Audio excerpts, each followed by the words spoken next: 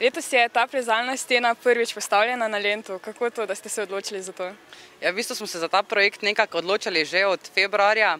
V bistvu še take stene ni bilo v Mariboru. To je namreč največja plezalna stena v Sloveniji, na kateri se odvijajo tudi državna prvenstva in nekako je bila zelo zanimiva. In pol je nekako prišla ideja, da bi jo v sklopu festivala Lent lahko tudi postavili v okviru športnega Lenta. Komu pa je namenjena vse plezalna stena, ker izgleda dokaj težko?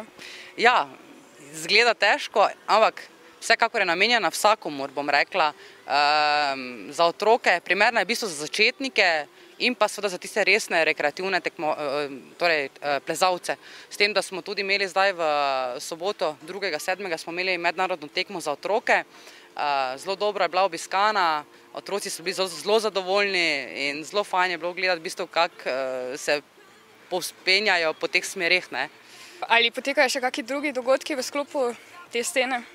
Ja, torej v bistvu se dogaja, da imamo tole plezanje, potem imamo predavanja vrhunskih alpinistov, sicer s tem že počasi zaključujemo, zdaj je še na sporedu edino ta slovenski dokumentarno igrani film Svinga. Kako pa je po noči z varovanjem in plezanjem? Ja, po noči je zelo pestro, sploh začetka. Predno so se ljudje sploh navadili, da to tu stoji. Smo imeli zelo veliko obiska, tudi v nočnem času, od raznih plezanj po konstrukciji, kar je sicer zelo, zelo nevarno, ampak pač poskušajo ljudje marsikaj, do prevračanja WC-ja, do ograj, recimo, da premikajo ograje, ampak zdaj pa kar mirno, bom rekla, zadnji čas.